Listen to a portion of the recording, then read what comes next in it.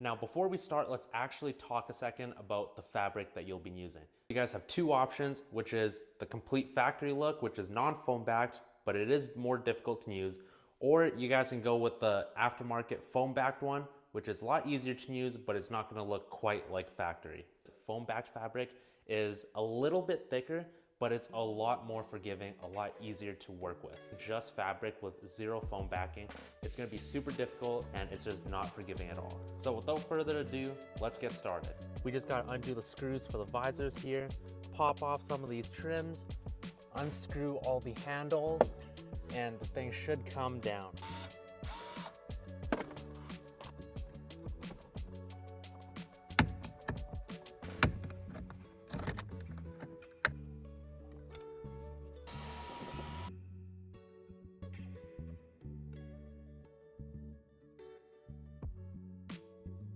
I don't know why these seatbelt nuts are so tight. The last step is to remove the trim for your sunroof right here. And it's gonna be pretty tough, but just take your time and it should come out in one piece. The whole headliner should just drop. When removing the headliner, you should definitely try and take it out from the passenger side. You can flex and bend it a little bit, but not too much, that way not to damage it, and it should come out pretty easily. If your car doesn't have a sunroof, then you can just skip this part, but I'm going to show you guys how to take it apart. After you have these three 17mm bolts removed, you just lift up your sunroof panel. These T20 Torx screws right here and one right here are much easily more accessible. That way you're not trying to cram your screwdriver in and you won't be cutting yourself. So there's just a metal retaining clip on two sides of the sunroof here. I've already got this side out. I'm going to lift up and try and pry outwards. I think we got it. There's like a little nipple holding it in. You want to push your sunroof out and then it'll release the clip like this. Metal sunroof cover is off. Now we're gonna go ahead, remove a couple more Torx screws, and then we can start pulling off the inside piece of the sunroof to wrap. It's gonna be held in by 10 more Torx screws, also T20s, 5 along this side and 5 along the other side. It should look a little something like this. Just slides it right out. With everything out of the car, we can start taking off the old fabric, so enjoy a little ASMR.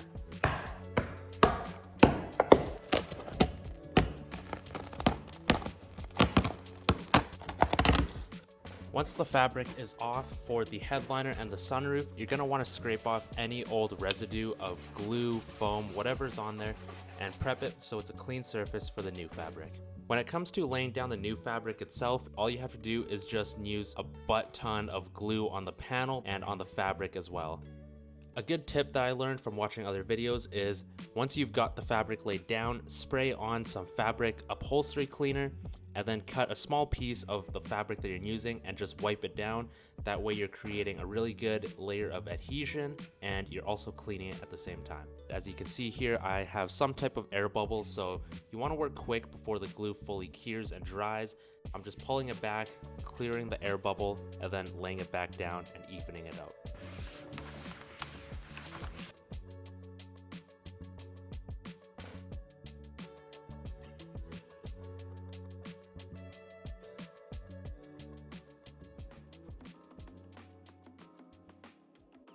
Just by removing these, I broke the clips, and it being like a 27-year-old car definitely doesn't help its case. So I thought I would sand down the old clips, glue on some new 3D printed clips I bought. Let's try and overhaul these things.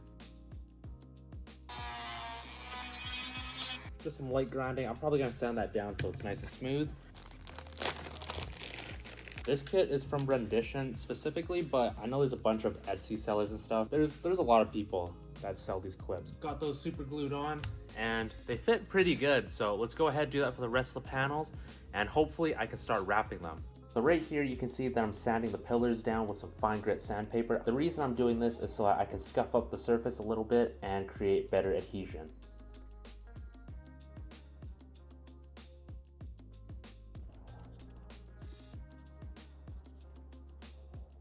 We go ahead and start trimming the excess. So here's the first pillar that I did. It really doesn't look that pretty, but the front looks not bad.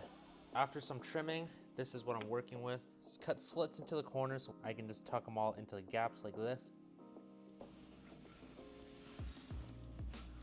I've got both of them done here, passenger and driver side, and honestly, it doesn't look too bad.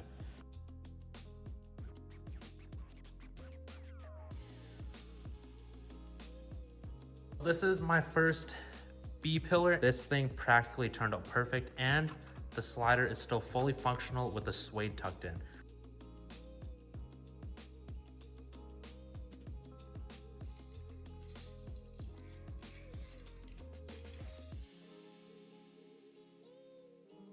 For the cutouts, I just kind of cut like an hourglass shape, like an X, and then I'm just gonna cut this a little shorter, spray some glue on, and tuck it in like it was when it was OEM. I'm still kind of just figuring out as I go how I want to tuck it.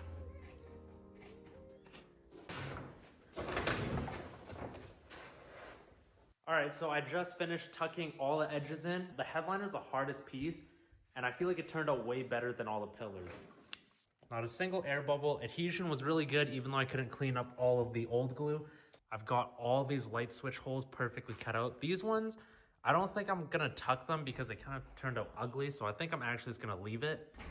Like a handle just goes in there, so it'll cover it anyways. So I've got it in the house right now, and I'm just gonna let it cool in the house and dry. It turned out super freaking good. So now we're just going to install everything back in the reverse order. So I've already got the inner sunroof panel trim all tucked in. I've got it pushed to the back. So now I'm gonna go ahead and put the sunroof metal cover on, and then we can start putting the headliner back in. Here is what it looks like now.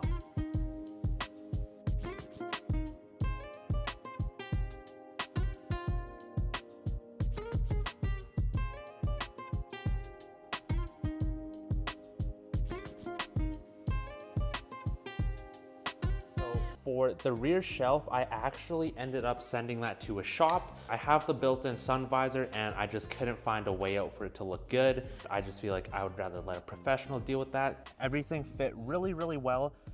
I was really worried at first that since I was using foam backed for the pillars, that they weren't gonna fit properly, but they fit perfectly. Honestly, super flush, and I'm hoping that the 1/8 foam backing can help reduce a little bit of noise as well. They're not really that puffy as I was thinking they would be. I've seen a lot of people complain that foam backed pillars just look super puffy, and honestly they feel super nice. I will say anything thicker could cause a little more problems for you, but 1/8 is the perfect thickness for the foam.